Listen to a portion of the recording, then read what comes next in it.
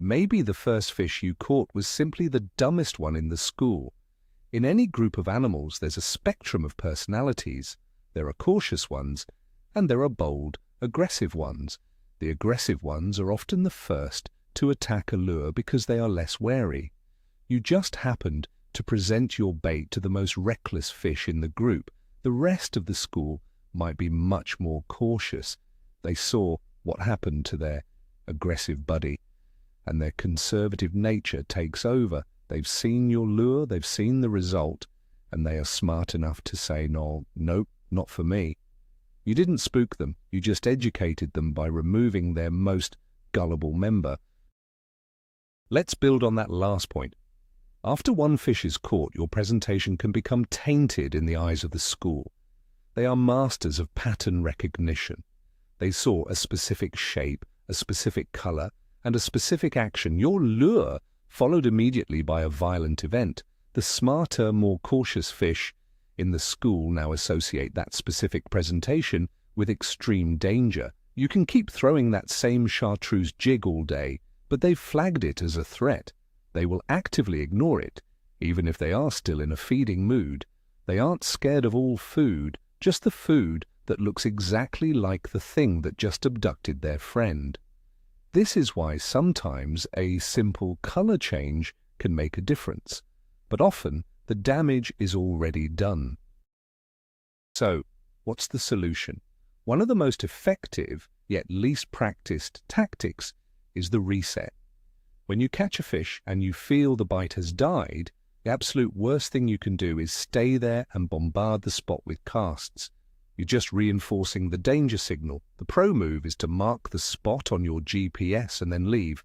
Go fish another spot for 30 minutes or even a full hour. This gives the school time to calm down. Their short-term memory will fade, the social structure will regroup, and their sense of immediate danger will subside. When you return, they will have reset. You have to approach with stealth, maybe with a different lure, and you'll often find that the bite is back on. Patience pays off. This all leads to a larger point. Stealth is everything. The shutdown often begins before you even make your first cast. How you approach a fishing spot is critical. Don't come roaring in with your big motor. Shut it down 100 yards away and use your trolling motor on a low, constant speed. Avoid making sharp, sudden turns. If you have spot lock, don't sit directly on top of the brush pile. Position yourself a long cast away. This keeps your boat's shadow and noise at a distance. Long casts are your best friend. The less aware the fish are of your presence, the more fish you will be able to catch from that school before they get wise. Your goal is to be a ghost on the water. Your gear choices also play a massive role in this. Think about it. A longer fight equals more vibration and more chaos. If you're using heavy line and a stiff rod, you might be able to horse the fish in quickly, but you're also creating a more intense, violent struggle. Conversely, using gear that is too light can lead to a long, drawn-out battle. The ideal setup is a balanced one. Use the lightest line you can get away with for better lure action and less visibility, paired with a rod that has enough backbone to control the fish and get it to the boat efficiently. Minimize the fight time, and you will minimize the disturbance. It's that simple. Get the fish in and get it out of the water with as little drama as possible. Vertical jigging anglers are often the biggest culprits of shutting down a spot. The very nature of the technique requires you to be directly on top of the school. This is an inherently intrusive way to fish. Every single movement you make in the boat is happening right above their heads. Dropping a jig, repositioning the boat, even just shifting your weight. It's a constant source of negative signals. If you're going to fish vertically, you have to be absolutely silent. Every tool should have a place. Nothing gets dropped. Your movement should be slow and deliberate. If you're a noisy fisherman, vertical jigging is a surefire way to catch one fish and then spend the rest of your time wondering where they all went. This is where your electronics become your most valuable tool for learning. Don't just use them to find the fish. Watch them after you catch one. Pay close attention to your sonar or live imaging screen the moment you set the hook. What does the school do? Do you see them instantly drop to the bottom? Do they break apart and swim away from the center? Or do they just completely vanish from the screen? Your electronics will give you instant feedback on how the school reacted to the event. This information is pure gold. It tells you exactly how much pressure the school can take and helps you understand whether they've scattered or just shut down, which then informs your next move. Let's look at a quick case study, an open water school versus a school in a brush pile. A school holding tight to cover like a brush pile or a submerged tree is often a little less spooky. The cover gives them a sense of security. They have a place to hide. But a school of Crappie, suspended in open water over a basin, they are far more vulnerable and therefore much more skittish. They have nowhere to hide. Their only defense is to run. When you hook a fish from one of these open water schools, the disruption is magnified. There's no structure to absorb the chaos. The result is often a full-blown scatter. The entire school can move 50 or 100 yards in a matter of seconds. Knowing this changes how you approach them. Long casts and extreme stealth are mandatory. A highly effective strategy to combat this is called the pick-off technique. Instead of making your first cast into the very heart of the school you see on your fish finder, intentionally cast to the edges. On the outskirts of any school, there are usually more aggressive, roaming fish. By targeting these loners first, you can often catch one or two without disturbing the main body of the school. You're picking off the easy targets without ringing the dinner bell for everyone else. Once you've caught the fish on the edges, you can then start working your way in. This methodical approach is far less disruptive than dive bombing your lure into the center of the group on the first cast. Many anglers have a knee-jerk reaction when the bite dies. Time to change lures. They'll switch from a jig to a minnow or from a white grub to a chartreuse one, thinking the fish have suddenly become picky. But most of the time, this fails. Why? Because the fish aren't ignoring the lure, they are reacting to the threat. Their mood has changed from feeding to survival. It doesn't matter if you offer them a steak dinner. If they think a lion is outside the door, they aren't eating. Changing your lure is treating a symptom, not the cause. The root problem is that the fish feel unsafe. Until that feeling passes, the most perfect bait in the world won't get a second look. So let's put this all together into the perfect post-catch routine. You get that first bite and set the hook. From that moment on, you are on a mission of stealth. Reel the fish in smoothly and steadily. Don't pump the rod wildly. Use a net to land the fish quickly and minimize splashing. Once it's in the boat, handle it quietly, unhook it and get it into your livewell or release it with minimal fuss. Now stop. Don't immediately cast back to the same spot. Take a breath. Watch your electronics for a minute to see how the school reacted. Then make your next cast a deliberate one. Maybe cast a few feet to the left or right of where you got the first bite. You are now a surgeon, not a lumberjack. This calm, methodical approach will keep the school biting for much, much longer. So, let's put that old myth to bed for good. That first crappie you catch is not a tattletale. It doesn't swim back down and warn all its friends about you. The truth, as we've seen, is far more complex. The entire situation, the unnatural vibrations from the fight, the terrifying shadow of your boat, the clumsy noises you make, the sheer pressure of a schoolmate being violently dragged away, that's what shuts them down. The most important takeaway from all of this is that you are the biggest variable in the equation. You have far more control over the situation than you think. It's not about the one you caught, it's about how you caught it, and critically, what you did immediately after.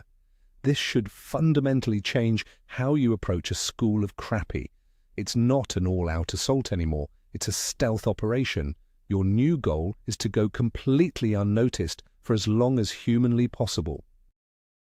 Thank you for sticking with me through this deep dive. If this video changed how you think about crappie fishing, do me a favor and hit that like button. It really helps the channel grow.